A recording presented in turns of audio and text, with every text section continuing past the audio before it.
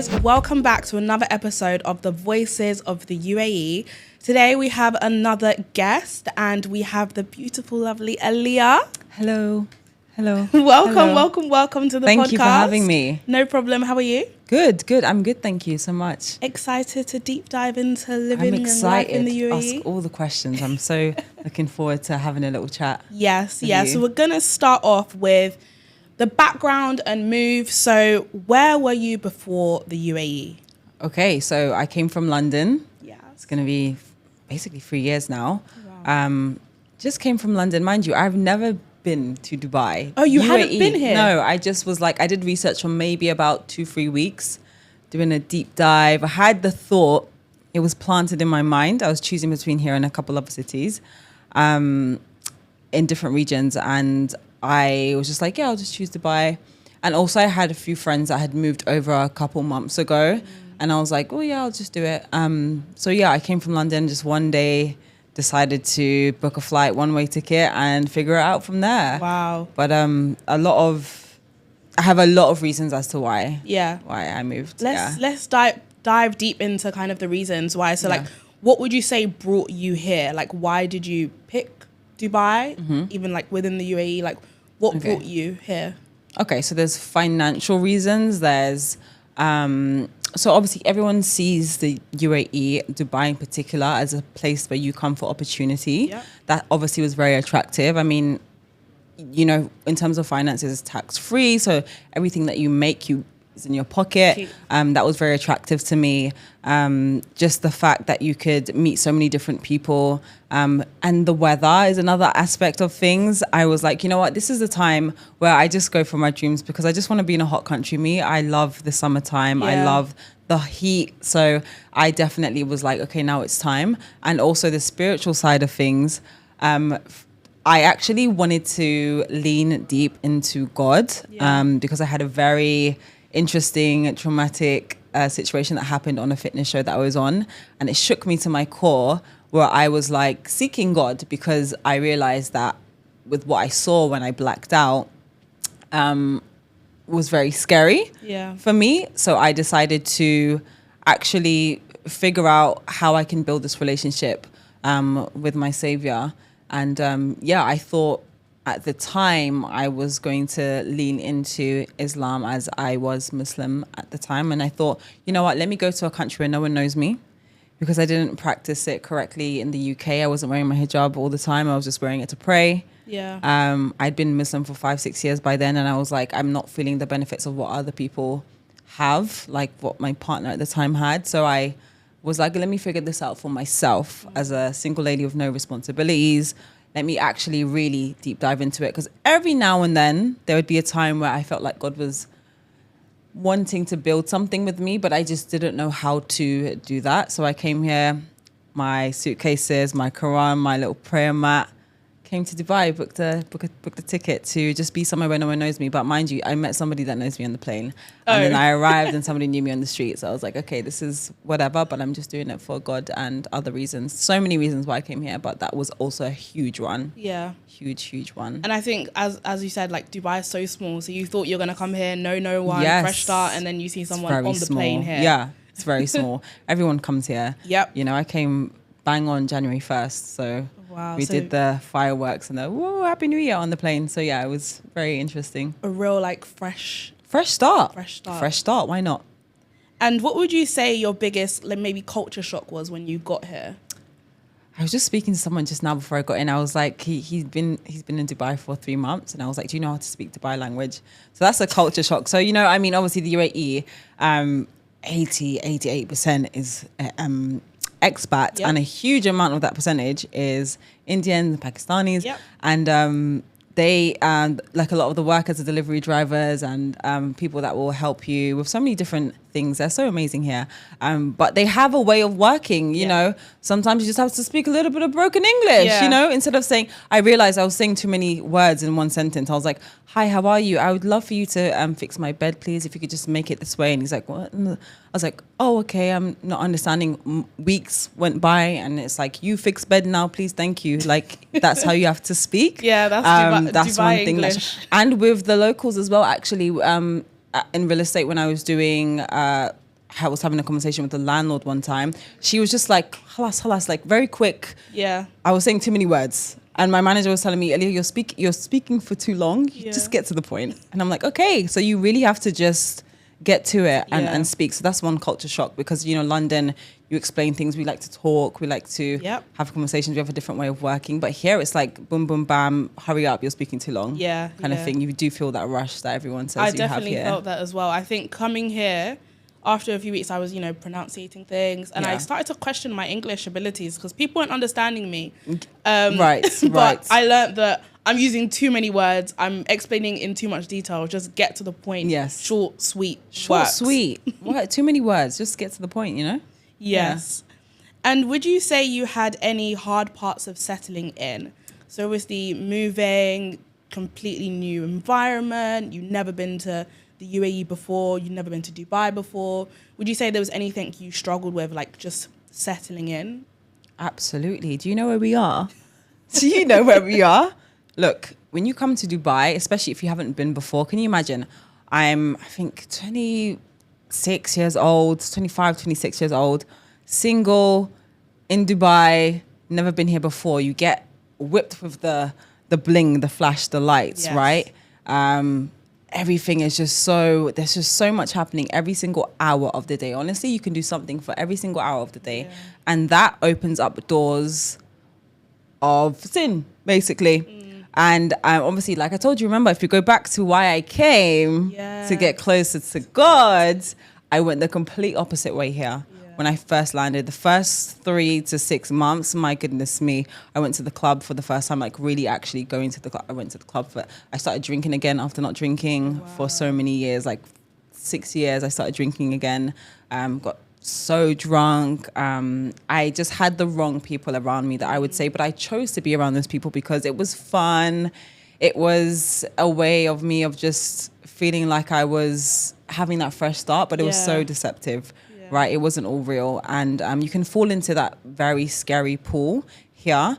Sometimes you come to Dubai as somebody that's moving here, you forget that you're living here. You're not a tourist. You're not on holiday. It's not like, because if you don't have that switch in your brain, you will really firstly spend your money quick. Yes, yep. Spend your money with tourist you're Dubai not is expensive. When my friends came on holiday and the trip was looking like £1,000 for the weekend, I said, do I spend this in a month? For the hour? What do you mean the weekend? £1,000 for the week. £1,000 for the hour. No. Like if you can really do so much here, but that can be very dangerous if you don't know how to control your finances. You don't know who to have around you. You can end up in the wrong place. Mind you, we're in Dubai, so they don't play games here, and I really respect that. The government, I love the way that the government runs this country in terms of, like, when they say something, they mean it. Yeah, they implement and enforce absolutely. Their laws, so, you know, they don't do the drugs, and they don't do the alcohol and certain boats. So at the time, I'm not too sure. It's a bit different now, but at the time, like, having a license was very serious. Like, if you're on the boat and you're on the yacht, you need to make sure that you have your alcohol license, because if the police on the boats come by and you don't, jail. Yeah. You know, if you're in the house party and one person is doing cocaine but you're not doing jail. Yeah. You know, guilty by association is real. If you cuss somebody out on WhatsApp, jail. Yeah. You know, you shout too loud in public. You're filming on social media in public, jail. Yeah. You know, because you can't be filming. It's drunk, like they don't play games. Jail. So many things here that I had to learn the hard way. But yeah, that was a very challenging journey because, I mean, mind you, I said I was trying to get closer to God and I was further away from him. And I would not recommend coming to this region without having a firm faith foundation. Yeah. You really need to have God in the city, man. Mm-hmm. You need God in the city. Seriously. Like I would not be here without a firm foundation. I don't recommend it. Unless you're here for a cute little holiday, sure. Yeah. Do your thing. But to live, I mean, a certain life, there's different parts of Dubai. So mind you, I was in the fast life, like very, I have loads of friends here and I have loads of connections here. So I got to experience some amazing things that not everyday people get to see and do. So that side of things is you need to be very careful. But there are other really nice parts of Dubai where it's like very chilled, family friendly. But I didn't know that at the time. I just saw what was online. Like you don't really know Dubai. So I was figuring out as I go. And I saw some really interesting things when I first came, and it was hard because I also felt the isolation. Yeah. My friends weren't here. Like my real true friends weren't here. My family wasn't here. So figuring it out really from the bottom whilst also not having a firm faith foundation was difficult. And get lost. Yeah, I was so lost. I was lost in this, all up in the sauce. I was lost in the sauce for sure. Yeah. So how did that genuinely feel though? Like, and now you can reflect on that. Yeah. And you've kind of come out of that and you're looking back. Yeah. Like, how does that make you feel? Like, okay, so I say lost in the sauce. I had fun at the time. The time was on paper it looks like fun, right? You describe that as fun. What do I mean by fun? Going out to parties, clubbing, dating celebrities, like you're having fun. But coming to Christ that same year, I looked back and I realized that I was so lost. So I didn't realize it at the time. It didn't feel like I was like lost. There was only a time when I really needed someone to talk to about certain things. I felt like a bit lonely, but it wasn't until afterwards where I was looking over my life when I, got baptized and stuff where I was like, whoa, I was doing way too much. And so many people were right, about certain things in Dubai. And I felt afterwards, I felt kind of like ashamed, like, oh my gosh, Leah, what's wrong with you? But that needed to happen in order for me to be swept up by God, right? Because if not, it's so funny how God can find you sometimes, or how you can start to seek him is when you get to the point where you feel like something's missing. So I was having fun, but something was missing. And then I realized it was August and I was like, wait a minute, I came here to, get closer to God. It was August. I looked down at the time. I was like, oh, it's been 8 months. Okay, I need to be serious. So when we look more in terms of like career, I know you've got like a interesting career journey here now in real estate. Yeah. But when you got here, what were you doing? Like, what would you say your job was? Because some people come here with no job. Some people come here looking for a job. Yeah, that's what insane. Would you say? No, so I was doing social media full time. Okay. My agency, my management, their headquarters is here in Dubai. Oh, nice. So a lot of us moved over that were under one particular manager. So a lot of us moved over. I spoke to them before I moved about the move, whether it made sense financially, if I'd still get brand deals, I got here and then I got here and a few other girls arrived or were living there as well. I got here and my manager found her dream job. So she left like maybe 1 or 2 months later. And I was like to her, okay, I want you to manage me. Like, it's been a great 4 years and I really want you to manage me. Yeah. Like, be honest, like, should I stay? Should I go? Because it was just a lot of things were happening in that agency. And she was like, Aliyah, I think you can do it by yourself. And plus, I would get maybe 7 to 10 brand deals a week. Okay. And I went from that to 1 brand deal a month. Oh, wow. A month? A month. Because it was, so the reason why a lot of brands didn't want to work is something to do with shipping. Yeah. And I couldn't understand why that was such an issue. I was like, but apparently that was a thing with the brands and it was really slowing down. So I just felt like, okay, I really need to leave. Sometimes I have thoughts about that. Should I have stayed? Should I have not? But I think if I were to stay there, it'd be better to work in the UK.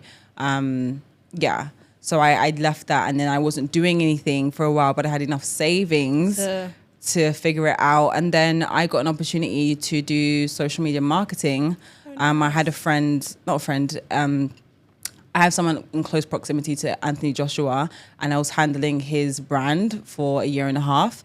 And that came up, we were speaking for a while. So I started doing social media marketing for that. And whilst I was doing that, I was picking up other clients here in Dubai, but not really making a big fuss about it because at that time I was transitioning like with my faith, not sure if I wanted to come back on social media. So I wanted to be behind the camera instead and help other people instead of in front. And I did that up until, the beginning of this year. And then I switched to real estate. But one of the brands I was handling, I was working with them for up to 1 year. Before I'd got my real estate license. So I already saw the ins and outs of real estate. Okay. They had asked me to join the company all the time. All the agents were like, you need to be an agent, And I just thought it was so oversaturated. And I was like, no, I'm good. I'm fine. Thanks. Until I was just like, why not? Let me do it. And that's when I switched careers. Now I do. I'm an agent, broker, but I also, now I've gone back to social media marketing because there's just too many opportunities as well. Yeah. So I still do that too. Yeah. Nice. So you're juggling real estate, but also social media marketing. And now I'm also going back online. So I've gone back. You're doing everything. All three things, yeah.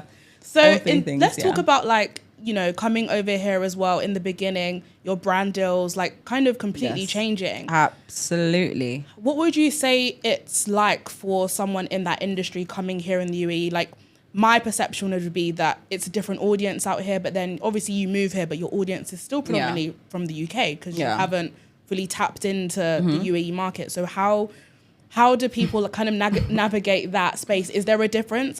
Do brands want people with a UAE audience? Or? So I have a lot to say on this, but I'm going to say, and we'll look at the people now. Listen, if you're here and if you're going to come to Dubai and be an influencer, especially from the UK, the UAE, they're going to pay you peanuts, okay? You make more money in the UK, period. I've spoken to hundreds of girls that are British content creators and UAE content creators. The thing is that a lot of, firstly, sure, they need to represent the Middle East, so they're going to prioritize girls that represent Middle East.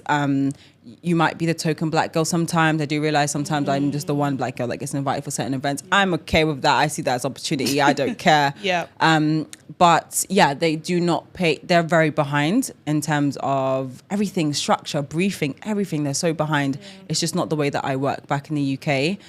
So what I would do is I'd advise influencers, people that work online, to stick to those UK agencies because you'll be paid in pounds and the conversion is sweet. The conversion is sweet. Whereas if you're in the UAE, you also have to get your permit and all that. They're making it very hard. And yeah, it's just very controlled. And also, like I said, the payments are not the best. And also... and the reason for that, I think, this is my own theory, I don't know if this is fact check me, but I notice is that a lot of the influencers here were born into wealth. So they have the wealth, they have the cars, the bags, the money. They just want exposure online. They want followers. So they select those girls and they don't have to pay for their car. They don't have to pay them brand because they got money. So what they do is just invite them to events for the exposure and then everyone's happy. They want followers. They want everybody wants exposure and that's they save so much money. So they feel like we don't need to pay the girl with the Birkin bag. Why do we need to pay you? Kind of thing. So that's who you're up against. People that actually have wealth that just want exposure. So you're going to most likely have people that want to gift you things for exposure and not have payments behind it, or you'll have people that want to pay you and it's really entirely low. And I've spoken to other girls that are in different industries, but the beauty industry is very different. They do pay well there. Like Sephora is the king for that. If you want to have some good brand deals, Sephora, I heard. Hey Sephora, Sephora and a few other brands. So you just need to, and I'm not in their beauty industry, so I'm not going to go in that for money. Like I respect myself, but if you want to do that, and if you are maybe a makeup artist or you're in beauty, then I heard the beauty industry does pay well. Not as well as the UK though. I think UK and US, like, we're killing it. You make money there. Like even when you look at like in depth in social media and like even TikTok and the Creative Fund, like here in the UAE you can't make money from TikTok. You can't monetize your TikTok. Another thing as well. So I make money because my TikTok is a UK account. And I was like, whoo, I checked. I've heard people come here and create a new TikTok account because they feel like, oh, you know, I want to connect with the audience in the UAE. And then they realize after getting to the point where they can join the Creative Fund, they can't because they set up their account here in the UAE. So, and I set up my creator account after I had all my viral videos. I didn't even realize until this year. I was like, oh, because I was just posting because I like social media. I like to post. And I was like, wait a minute, people are making money from this? What? I was just getting brand deals. But okay, cool. So then I switched on. I was like, okay. But yeah, thank goodness I have a UK account. So just like I said, if you're from the UK, do that. Sorry for the Australians, you know, them as well, they can't make money, but if you're from the UK, just keep your account and keep your agency and see if even if it might be slower shipping times, like I said, the conversion will be sweet. Definitely. Like the conversion will be sweet and you'll still have work. It might be a bit slow, but consider going back and forth. Because I think that if I were to go back and have a UK agency, I would go back and forth actually from London and Dubai. Why not? If you have an address where you can send your PR packages to, make it work. That's what I would do. I wouldn't just come here and do that. I definitely have heard as well with the kind of social media scene here that brands don't like to pay and they like to gift a lot of things. Gifts. Because even me, Gifting. I wouldn't say I'm a full-on content creator, but I started posting videos on TikTok, and I'm getting constantly invited out to eat at this place. Yeah. And, oh yeah, come to this place and we'll get a video for free. I'm like, you can have a great time for free here. Yeah. For free. But For free. to make money on social media, So when social media is something else. It's best better in the UK. West. Better in the West, in general, So let's then dive into social media marketing or marketing. Yeah, marketing. You did after. Yeah. So how did that come about? Like, how did you? It's just an opportunity that landed on your lap. Opportunity that landed. I didn't ask for it. People just trusted me with my expertise. I mean, I've been on socials for 12 years. Yeah. I know the ins and outs of it. One thing I do know is that I'm very creative. So I just have a certain eye for certain things. I'm also very selective as well. I realize that I have to be excited about the client that I have, because if I'm not passionate, I don't care. Yeah. Or if you're not passionate, it's going to be so hard for me to make you passionate, because it's hard for me to make you see what I see. Yeah. So that's been hard in terms of that, which is why I stopped doing it. I think I was solely doing it just to make sure that I was paying my bills. Yeah. But it was really nice to work with certain brands, like I told you, AJ Boxing and stuff like that. It was really nice to have those opportunities and just work with different brands and just be behind the camera for once. That was really nice. How was that for you as well? Like because obviously being forefront on social media is very different to then like managing it from absolutely from behind. So 100%. How was that transition, and what were you actually doing that was per se different to you being front and center of camera? I mean, you're obviously managing an account, right? Yeah. So there were some aspects that I was doing for myself as well. For example, like you're doing the outreach, right? I wasn't doing my outreach for myself. My management was doing that. So I was doing what they were doing for me. So I was doing the outreach, the emails. I was doing the posting, the scheduling, doing the grids and planning the events and all these types of things, and the guest list and what that would look like, and the color schemes, and having meetings. And even if you do work with some merchandise, because certain brands that I've worked with, the relationship was so good, they put me in the position where I was also getting involved in the design team. So I was having a say on what certain designs could go and not go, and things like that. And the hard part of it is that depending on your client, sometimes your client might have different a lot of management, so it was hard for certain like VIP clients that I had to get through to, like, get it approved. So you want to be creative and have your idea be out there, but it goes through so many levels. When you work with certain clients, that was kind of frustrating. It's like you put all this work in just for maybe 1% of your idea to be involved, or a complete no. That was kind of hard. And then, like I said, working with people that just were bad at communication. So like that's also different, because I'm like, you expect people to work like how you work, and that's not the case. You learn about people, and sometimes you have to chase people down for a reply, and that was really difficult. It was really like so difficult. I didn't realize how easy it was to be an influencer compared to actually managing a brand. They're both different hards. But managing a brand and doing social media management is it's more corporate. It's more, you're basically in the office. You're in the office. It's corporate. It's gotta clock in. 100%. Yeah, very different. And then from that into real estate. Yes. So how's that going? Enjoying it, loving it? Well, you're in real estate now, but you're also now going back to doing everything. I mean, when you're in the UAE, especially Dubai, you're gonna have to do that unless you're a doctor or something, you know, because I told you the pay is crazy.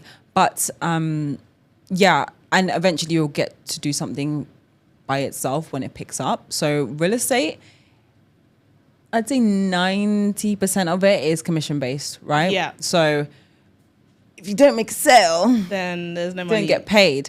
So that realizing that was like, okay, that's interesting. But it was fun to just study for something and be in a completely different field and actually have an actual office to clock into, like actually have a proper job. Yeah, that was really nice. It's another fresh start. I feel like I needed something to be passionate about other than social media, even though to market you also need to be on social media. It's like you can't run from that place. You can't run from that place. So that's really nice. And just I really love people, so it's nice to also communicate with people, meet different people, show them houses, whatever, learning about off plan and everything like that. Like meeting other agents and being able to travel to different parts of Dubai, really discovering Dubai, different people, having conversations with different tax brackets is also nice. It's very interesting to see how they work and how they think and how they invest. And there's real money in it. I'd say my motivation behind it to get into that was kind of just a fresh start. Okay. I love houses. I don't know who doesn't love houses. Yeah. I mean, MTV Cribs is my stuff. You know, like I look at listings just for fun. You know, I'm that type of Pinterest girl. You know, just making mood boards for the sake of it. So actually doing that with actual housing is really nice, and seeing couples find their dream apartment to move into before they buy is very nice as well. Like, so right now I'm just taking it step by step, doing secondary at the moment. So that just means ready properties. Obviously I do off plan and primary as well, but I just want to do one thing at a time, because you can't just dive deep into both. You need to specialize in one thing. I suppose some people do say one area as well, but with my pipeline, I have people requesting different things, and that helps me learn the industry. So you can learn fast. So that's what I do. But it's been so nice. And getting into sales now is really nice as well. You meet different people, and it can be very difficult. Like I said, the stress of commission, commission based is very difficult too. But you have to have other jobs, other side hustles, and have motivation and faith behind you. Yeah. Because you can't be in that industry, in Dubai, in the UAE in general, without faith as well. So really needing to make sure that you involve that, because half of my listings are all from God. Just came out of nowhere, where I'd spent 100,000 minutes calling people that don't even want to list with me, wasting my time calling people when I could have just called them my Heavenly Father that gave me my listings. So that's really nice as well. And just, you can really make it, because there's 30,000 agents out here in Dubai, 30,000, over 30,000 registered agents. What that means is that they have their license. Okay. So there are agents that don't have their licenses. So talk to us about that. So do you need... Oh my gosh. Because I would assume legally you need a license. Yes, you do. Yes, you do need a license. And it's very frustrating for the ones that have licenses and then they get approached. For example, I might have a listing and somebody that wants my listing has a client, an agent has a client, but she doesn't have a license. And it's like they don't understand the protocol, and it's kind of frustrating in terms of that. Also a little bit insulting as well, because it's like, just go get your license. Like you really learn in the course as well. I took the course. So some people, for example, my friend starting a brokerage, she's done real estate in the States, which is completely different, but she just winged her real estate. Let me not expose her. But she passed her test in a certain way. But if you get the gist, she passed her test a certain way, and she said she's just gonna figure it out because she's like that. Yeah. Learning on the job. And I was like, oh my gosh, at least look at the PDF. Can I send you a PDF from when I was in class? It was really, really nice. And she was like, oh, it's actually very impactful. It's so long though, Aliyah. Like, it's a lot of information. I'm like, yeah, because you need to know because every day is different. My goodness, I thought my manager was joking, but every day is different. So there's always something. Yeah. Actually, God forbid, I take that back. Please, I have great deals. I have great clients. Amen in Jesus' name. But yes, so the ones that aren't registered make it harder for the ones that are. And then also they put off the clients from trusting agents, because you have a lot of people. I had clients come to me and they were like, we were getting ignored, or we got promised this and then that happened, and then they have trust issues, and then they start acting and treating you a different way, and it just gets super disrespectful. So it's a bad cycle. But what is so funny is that somebody I know that's an agent said to me, just wait for the next dip, because half of them are going to go, and then the real ones are going to stay, and it's going to be a nice reset, which isn't going to be good, but I don't know when that's going to happen. But there's so many people, because if you listen, I learned the hard way. If you blink your eye for a second, somebody takes your client. As one time I was with my friend this week, and I had to do 3 things for 3 different clients, and it was past midnight, and she was like, go to sleep.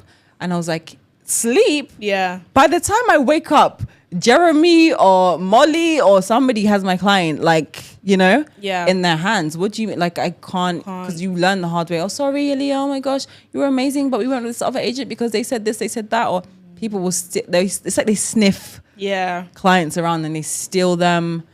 Oh my goodness. And how has that been, like, getting clients? Would you say, because I'm personally a big advocate for social media in terms of like any form of marketing, like you need to be on social media if you're trying to build anything, really. You said it. Social media.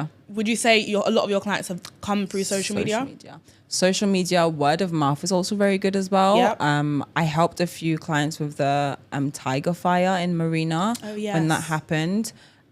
Even though they didn't end up being direct clients because they needed short-term rentals, they then transferred me and referred me to other people, which was nice. So like word of mouth, and the way that you works as well. Of course, if you do a good service, they love you and they put you onto somebody else. It's just how I get my referrals. So that's really nice. But social media is king for sure. Yeah. I mean, that's the number one, 100%. Nice. Well, we dived a lot into like career. Yeah. But in terms of like just general life in the UAE, what would you say you love the most about living here? I'm sure you probably have a few, but like, oh my goodness, what would you say maybe your top 3, starting at like 3rd and then ranking to the best? Okay, the 3rd I would say is the weather. Yeah. Listen, love the weather. The sun just does something to you. Yes. It's like I can't be sad in the sun. Yeah. Or I can be sad in the sun, but it just changes your mood. It's so different to like... You're more positive. Yeah, you're more positive. You're more motivated for life. Yeah.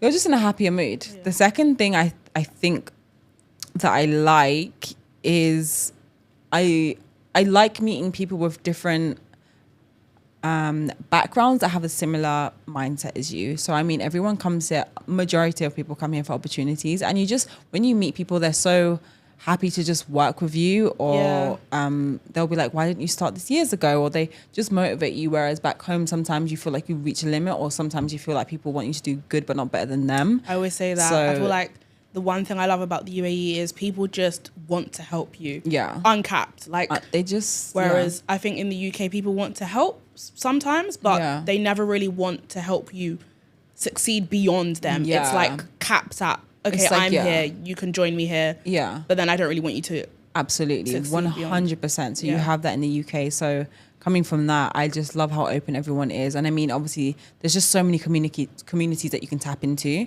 here. It's just run clubs, church, like so many things. Book clubs, so many different things that you can tap into here. So much opportunity everywhere. And I think the number one thing is I love convenience. Yes.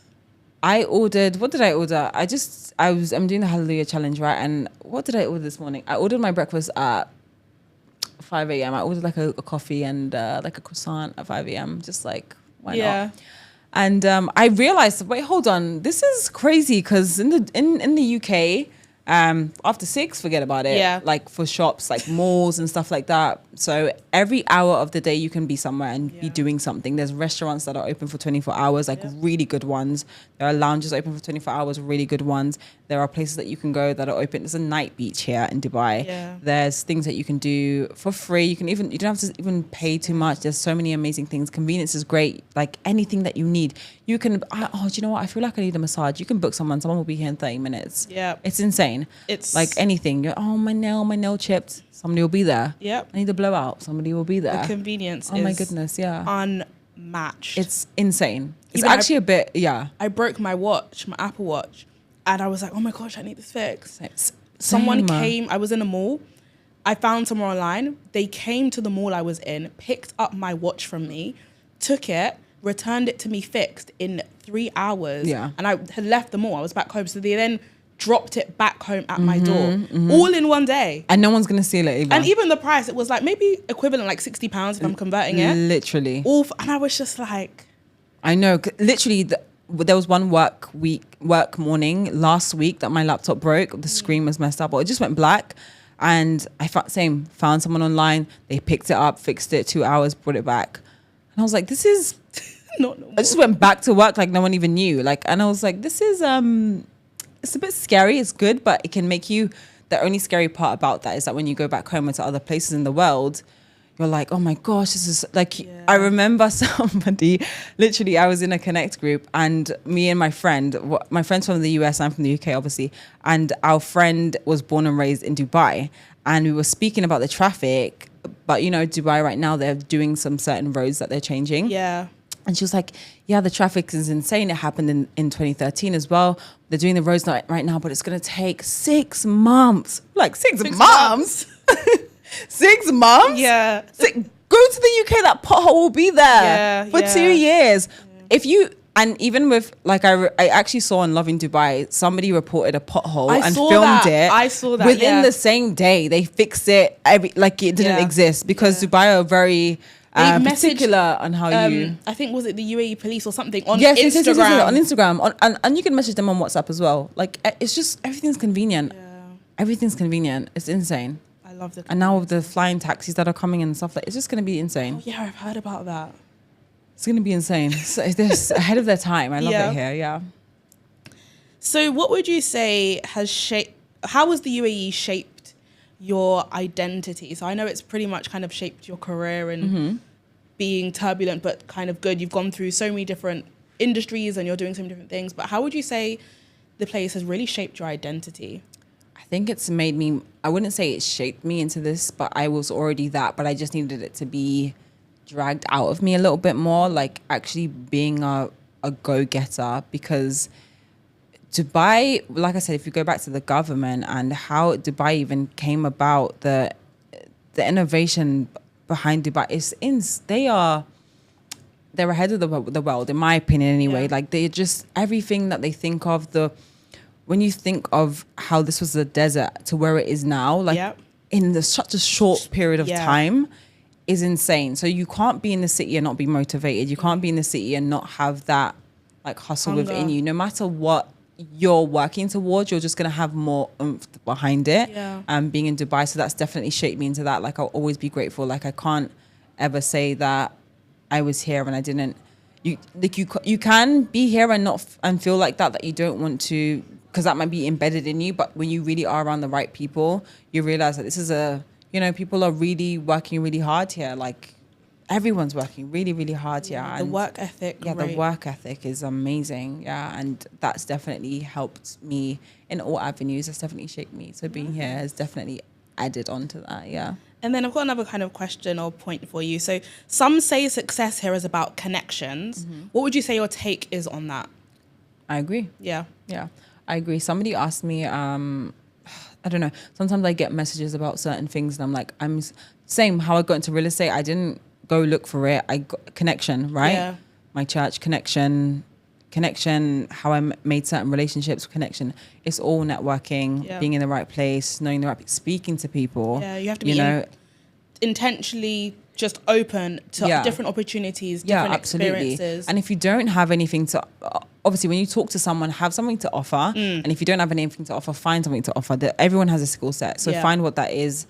And make it a thing and connect with people, or find people that are also trying to do what you're doing and build something, because that can happen so easily here. Yeah. So easily. Like, obviously you came up to me and you're like, hey Leah, like, and I was like, yeah, why not? Do you know what I mean? And I feel like sometimes people are like, what? Oh, I can't believe that you, but it's kind of like, I've been like this in the UK, but nobody gets it. Yeah. But here, everyone gets it. Like, you can actually approach like, oh, I know this person. Or one thing that me and my friends said that what we're going to start doing when we meet people is, based on what you know about me, who do you think that you know that you can connect me with? Oh, nice. So that's what we do now. Like, every time that we meet people, we're like, who do you think would make a good collaboration with me? Like, what would be a good connect? Like, who can you connect me with? So every time I meet people for the first time, I literally met somebody that I've known for a while online. We met, I made her a client there and then I connected her with somebody else that I knew based on what she was trying to do, all in one meeting. So like, that's how it is here. So 100% networking connection. You'll most likely land jobs that way. Yeah. There are always, LinkedIn and Indeed, whatever. They're but not looking at this LinkedIn. They're not looking, they're just viewing it. And the role is already filled. Let's be real. It's been filled, yeah. So when you know, like, have been in rooms of people that I can't believe just based off of who I know. Yeah. And sometimes I'm just sitting there like, what am I doing here? Like, but just connection, networking, knowing people will take you far. Yeah, I like that intentionality you have as well of like making sure you network, but also connect and help others. You help others and they help you. Absolutely, it's like, I love that about this region. Yeah.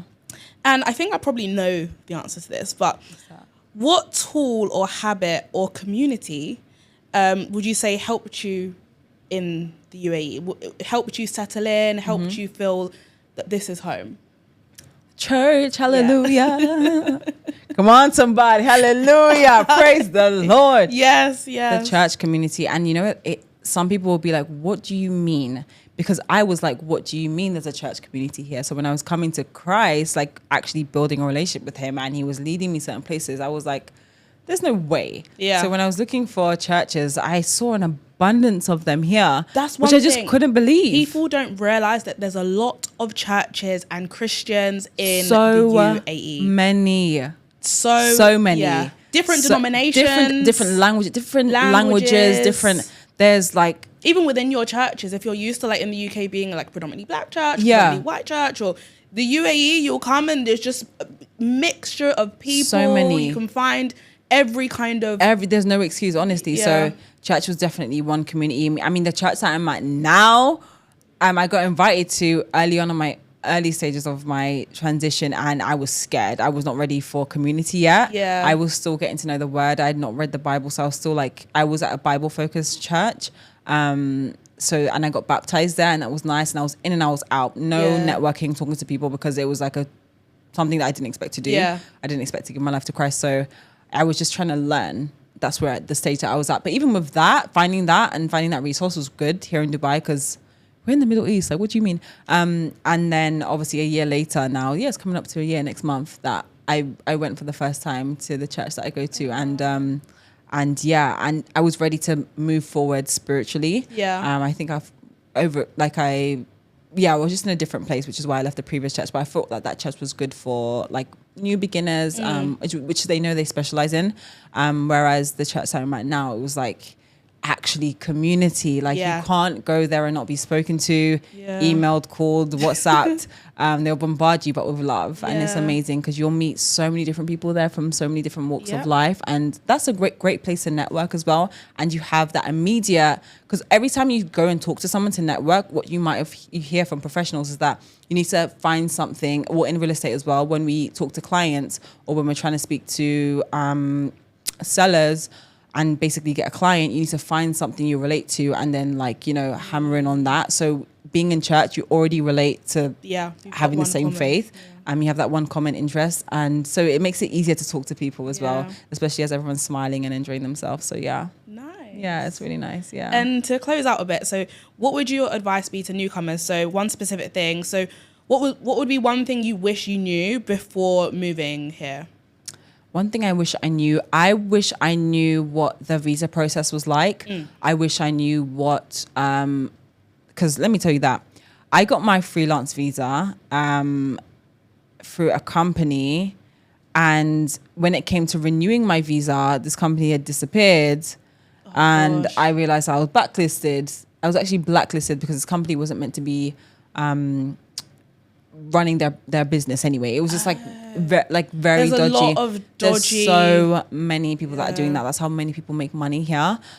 So knowing the actual real visa process properly, knowing what that looks like, looking at the conversion, actually understanding how to rent here. The most important thing that you need when you come here is going to be your Emirates ID, but without that, you're going to need a visa. So you need to figure out how that's going to work. Are you going to get an employment visa?